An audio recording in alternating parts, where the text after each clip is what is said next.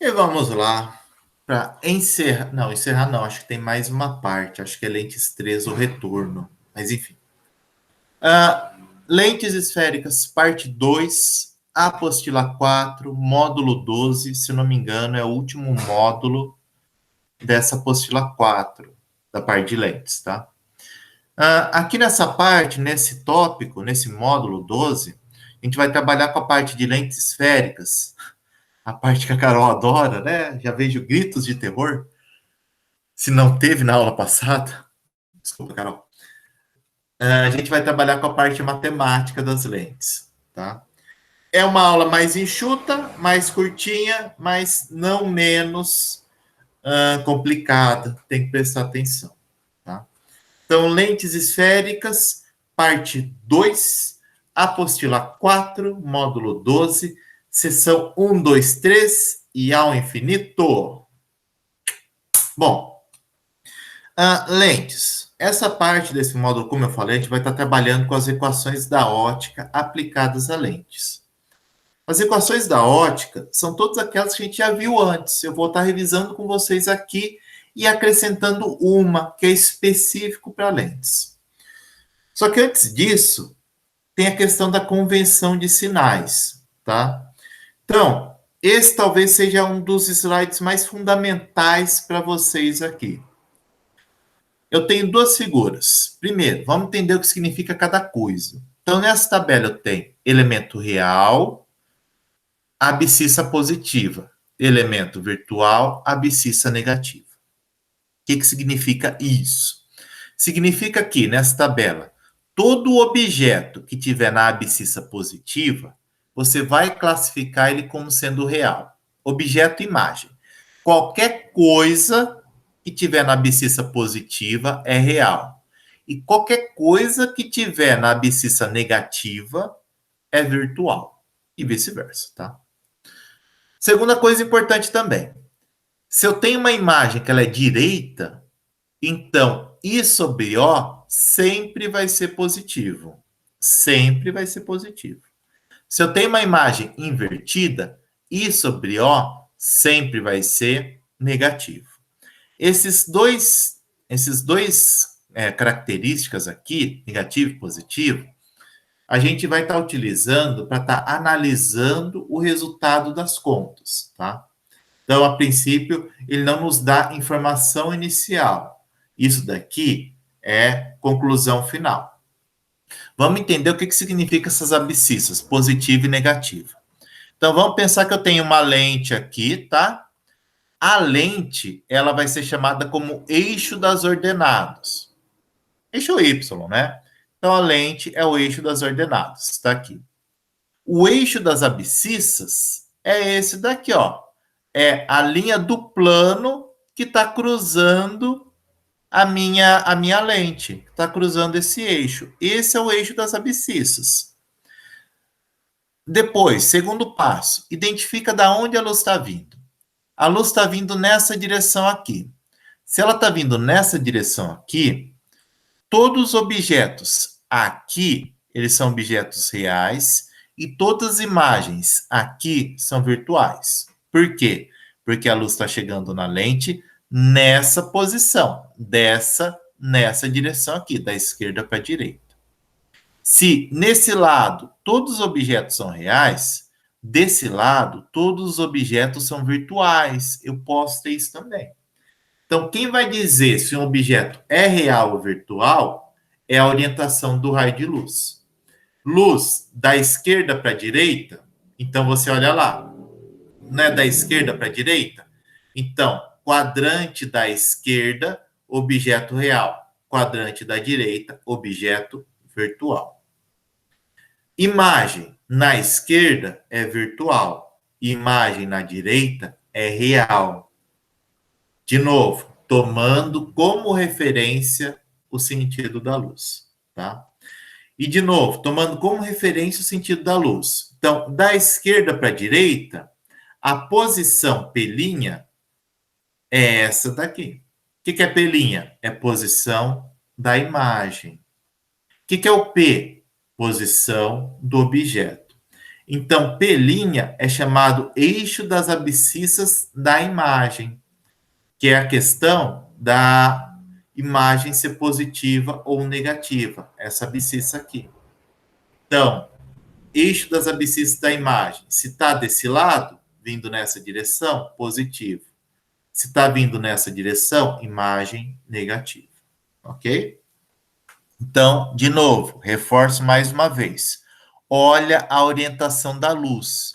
Se a luz está vindo da esquerda para a direita, aqui, objeto real, imagem virtual. Se a luz está vindo da direita para a esquerda, então objeto virtual e imagem real. Eu inverto. Quem vai dizer para nós é a orientação da luz. Tá? Tirou isso, são as equações da ótica que nós conhecemos. Então, dado um objeto aqui, na frente de uma lente, ele vai ter um certo tamanho O. Então, O é o tamanho do objeto e I é o tamanho da imagem. Esse objeto vai estar uma distância P, vai estar uma posição P da lente, e a imagem vai estar uma posição P' em relação à lente. Então, P, posição do objeto, P', posição da imagem. FO é o foco. Então, a distância de FO até o espelho é o foco, tá? Como que eu relaciono essas grandezas? Através daquelas equações da ótica. 1 sobre F é igual a 1 sobre P mais 1 sobre P'. Ampliação.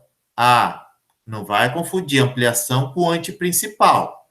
A O é antiprincipal, a I é antiprincipal. Apenas A é a ampliação.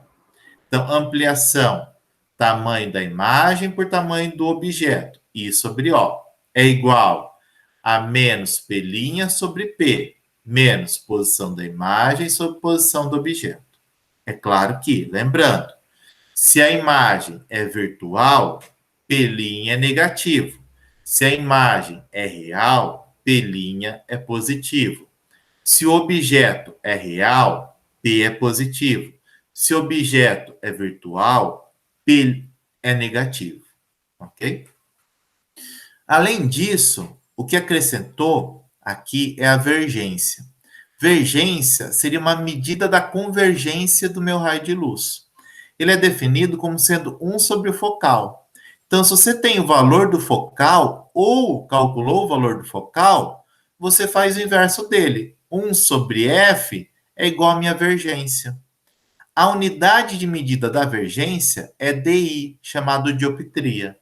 Ok? Então, essas duas equações a gente utiliza em espelho. Vergência, a gente não chegou a ver em espelho, mas pode ser aplicado também a espelho, tá? E por fim, eu falei que era uma aula curta, a chamada equação dos fabricantes de lentes ou equação de Rayleigh. A equação de Rayleigh é essa coisa fofinha e bonitinha que está aqui. A equação de Rayleigh é uma outra forma de estar calculando o focal. Só que aqui a gente vai calcular o focal não utilizando as posições de imagem objeto, mas calcular o focal através dos índices de refração e dos raios de curvatura da lente. É por isso que é chamada equação dos fabricantes de lente, porque as lentes são projetadas com um focal específico para determinado problema de visão. E sendo assim, eu vou fazer isso, eu vou projetar ela escolhendo o índice de refração e o raio de curvatura que essa lente vai possuir, modelando. 1 sobre o focal é igual ao índice de refração da lente, NL, índice de refração da lente, dividido pelo índice de refração do meio. Se é o ar, índice de refração do meio é igual a 1, tá? Vezes 1 sobre R1 mais 1 sobre R2. R1 é o raio de curvatura de uma face, R2 é o raio de curvatura da outra face. Se não lembra exatamente que é R1 e R2, volta na gravação anterior que eu falei de R1 e R2 lá. É o raio de curvatura, ó. Aqui, essa curvatura vai ter um raio, R2, e essa curvatura vai ter um raio, R1, tá? Se for uma lente plano, plano côncava ou plano convexa, o plano não possui raio. Então, nesse caso, esse cara não existiria. Eu só teria 1 sobre R, ok? Que eu coloquei aqui, ó, face plana, o R tende a infinito. Então, aqui, essa equação fica, esse termo é normal, vezes 1 sobre R, que é o raio de uma face que é curvada. A convenção de sinais. Se eu tenho uma lente convergente, esse ponto focal sempre é positivo. Agora, se é uma lente divergente, o ponto focal ele vai ser negativo. De alguma forma, vai aparecer um sinal negativo aqui, tá? Se é uma face convexa, o raio é positivo. Se é uma face côncava, o raio é negativo. E aí entra aquela questão dos bordos, de você saber quando que é bordo fino e bordo grosso, porque aí você vai saber quando uma face é côncava e quando outra face é convexa, e atribuir um raio, o sinal negativo ou positivo para R1 e para R2, ok? Bom, então era isso, essa parte. Realmente é só isso mesmo. Essa parte de lentes a gente encerra por aqui. E depois de fazer exercício de aplicação desses 3 módulos, até esse módulo, embora tenha equação, ele é conceitual também, tá? A gente só vai trabalhar com essas equaçõezinhas, não sei porquê, na parte de lentes esféricas 3, o confronto final, tá? Abraço a todos e até mais. Turum, turum.